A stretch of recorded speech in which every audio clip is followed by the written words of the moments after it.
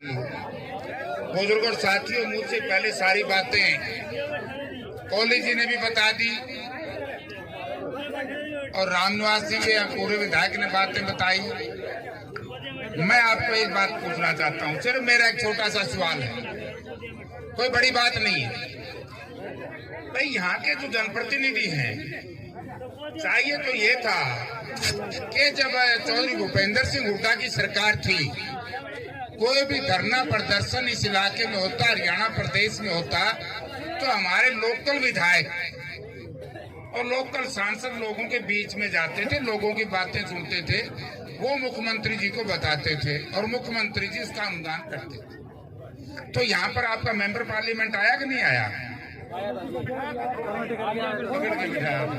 और यहाँ का जो लोकल एमएलए, मैंने तो एक दिन सुन के बड़ा आश्चर्य हुआ कि क्या नाम उसका,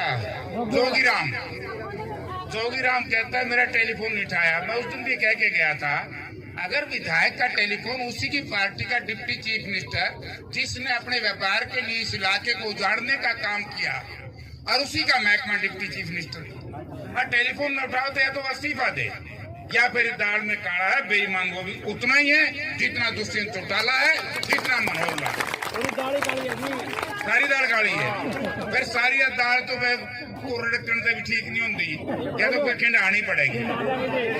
खिंडा हो गया ना, करो सारे हाथ खड़े, दुनिया में सारे दाल खिलाओ। आप सुनो भाई, अरे याद होगी, मैं एक बात याद दिलाना चाहता हूँ। रास्ते के ऊपर मेरी बात याद आ गई, चौधरी भूपेंद्र सिंह हुड्डा इस प्रदेश के मुख्यमंत्री बने और मैं यहाँ से एमपी था। आप लोगों को याद होगा, नागौरी गेट के सामने हुड्डा साहब आपने पहली रैली की थी, 1 साल हुआ था, और बीच का रास्ता निकल नहीं पा रहा था, जहाँ लोगों को सबसे ज्यादा सुविधा। जब मैंने हुड्डा साहब से रिक्वेस्ट करी कि 2 दुकानें एक्वायर करके इस रास्ते को खुलवा दो, बहुत लोगों ने प्रयास किया, नेताओं ने उस पर व्यापार करने का प्रयास भी किया, लेकिन चौधरी भूपेंद्र सिंह हुड्डा ने कहा कि मेरे राज में सरकार के माध्यम से कोई व्यापार नहीं करेगा, इसलिए वो दुकान एक्वायर करके रास्ता खाली करवा परिजात चौक से सीधा गुरुद्वारा के साथ वो हुड्डा साहब ने खाली करवा। अब मेरी एक ही बात है, हुड्डा साहब ये तो फंस गए व्यापारियों ने, बीजेपी तो थी व्यापारियों की, और बुका लिए हिंदुस्ताना जेजेपी वाला ने जच्चा बच्चा इन अपना सारा सौदा कर दिया। तो अब सर बात यह है कि कोहली की जमीन के लागत डिप्टी चीफ मिनिस्टर की 35 एकड़ जमीन नहीं है, बल्कि उसकी सैकड़ों एकड़ जमीन है, जिसकी गिरदौरी, जिसके कागजात हमारे मित्रों के काफी ले फिरते हैं। उसमें से एक फरोड़ी मैं भी ले रहा हूँ, मेरी टीम दिया मिल गेट आना। किस ने डांटोगे? यू डिप्टी चीफ मिनिस्टर तो डाकू हो गए, डाकू। या सरकार में डकैत बैठ दिए तो हमने बड़े लोगों ये इस काबिल नहीं थे। ये तो एक बका करके यहाँ लोगों के वोट लूट करके चले गए। जात पात मजहब और धर्म के नाम से जब तक मतदाता इसी तरीके से वोट का इस्तेमाल करेगा, तो इसी तरीके से इस इलाके को नुकसान होता रहेगा। आपने सबसे पहले निर्णय लेना चाहिए कि हमने कैसी सरकार बनानी है, हमने कैसा एमएलए बनाना है, हमने कैसा एमपी बनाना है, किसकी वोट से कौन भूपेंद्र सिंह हुड्डा मुख्यमंत्री बनेगा, तभी तो बात बनने वाली है ना। हम गुस्से में आगे अरे डकैत किस्म के लोग बना दिए, तो फिर तो वो पेड़ बबूल के आम कहाँ से होंगे। तो मैं एक ही रिक्वेस्ट करता हूँ, हेरा फेरी तो कर देंगे, ठीक है, क्या है राधा किशन जी कर दोगे ना?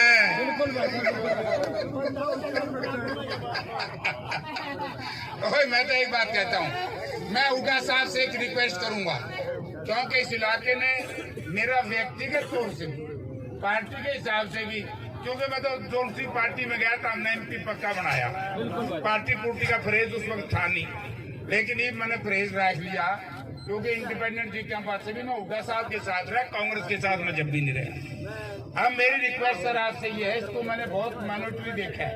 जब मैं इंडिपेंडेंट एमएलए था, आप लोगों को याद होगी, कमल गुप्ता ने असेंबली में कहा कि मैं धन्यवाद करता हूं मुख्यमंत्री का, ये तो बेर भी अंगूर कह के बेचे अपने इलाके में। बोला जी आपने इंटरनेशनल एयरपोर्ट बना दिया। मैंने कहा गुप्ता जी, मैं भी वहां 3 बार एमपी रहा हूं, इस इलाके से 2 बार हम एमएलए रहे 10 साल। डोमेस्टिक एयरपोर्ट है नहीं, इंटरनेशनल कहां से बना दिया? आप क्यों बका रहे हो सदन को? तो एक तो बात ये है कि ये इंटरनेशनल एयरपोर्ट बन ही नहीं सकता। ये तो आप लोगों की बेशकीमती जमीन कोड़ियों के भाव खरीद के व्यापार कर गरीब गई बेच के पार। इस सारी व्यवस्था के लिए एक तो मैं आज आपको आश्वासन दिलवा के जाता हूँ, हुड्डा साहब तो बड़े नेता, इनकी तो जिम्मेवारी है सारे प्रदेश की। मुझे ऐसा लग रहा है कि लगाओगे, आप लाओगे ना इनकी जिम्मेवारी पूरा प्रदेश की। देखिए काले को ठगी करना आ जाए तो उसकी मानियो ना, बहुत बुका आनावेंगे। तो दूसरा ये है, अच्छा कुछ कुछ बता दोगे फिर ठीक। दूसरा भाई ये है, मैं एक डिमांड रखता हूँ और आप भी शायद उसको मानोगे सर, ना नया रास्ता ना पुराना, जैसे आपने वहाँ परिजा चौक पे दे दिया था। अगर ये इंटरनेशनल एयरपोर्ट ये सरकार बना दे तो बेशक हमें इधर का रास्ता दे देना। अगर ये रवे फ्लाइंग क्लब फिर हमारा पुराना रास्ता खोल दिया, आपने जबरदस्त किया था। बल्कि इनके खिलाफ अगर आपने हमारी सरकार बना दी, मैं पर्चा दर्ज कराऊंगा। आपराधिक मामला दर्ज होता है, इनकी वजह से ही पोस्टल जेल उखाड़नी पड़ी, इनकी वजह से लाला लाजपत राय यूनिवर्सिटी को बाहर ले जाना पड़ा, इनकी वजह से पुलिस लाइन को उखाड़ना पड़ा। यानी कि सैकड़ों करोड़ रुपए का नुकसान, अब नहर भी उठेगी, वह टोटल हजारों करोड़ रुपए का नुकसान इस प्रदेश में हुआ है। तो इसकी भी आज आपने कहना पड़ेगा लोगों के बीच में, जिसकी भी जिम्मेवारी होगी, चाहे मुख्यमंत्री हो, चाहे उप मुख्यमंत्री हो, चाहे विधायक हो, चाहे एमपी हो, उसको जिसकी भी जिम्मेवारी है उसकी जिम्मेवारी के लिए जांच कमेटी बिठानी पड़ेगी। और जिन लोगों ने राजनीति के माध्यम से व्यापार करने का प्रयास किया है वो प्रजातंत्र के सबसे बड़े दुश्मन है, चाहे कितने बड़े से बड़े परिवार में पैदा हुआ हो, चाहे कोई हो। बड़े परिवार में तो कई बार नालायक रकम में पैदा हो जाए, ठेकेदारी है कि उनका डंगा ढोंड की जो गरीब काम फजरे हो। तो इसलिए साथियों, मैं तो हुड्डा साहब से एक ही निवेदन करूंगा कि जिस तरीके से कोहली साहब कह रहे थे भाई हिसार के लिए देन में तो के कसर छोटी है, जिस बाईपास पे बैठो ये भी इनकी देन है।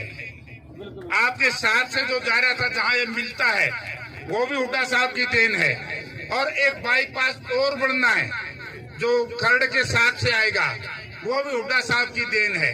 Hansi railway line, Hansi Rohtak railway line जुड़वाई थी, ये बात अलग है कि बटे रेल चालन को नंदे उड़ाया के चला होगा, हम तो चालन ध्यान नहीं। तो इसलिए बहुत से काम है। हिसार शहर को काउंटर मैग्नेट टाउन किसने बनाया? हिसार शहर में दो यूनिवर्सिटी, एक कंप्लीट लाला लाजपत राय यूनिवर्सिटी और दूसरी जीजेयू।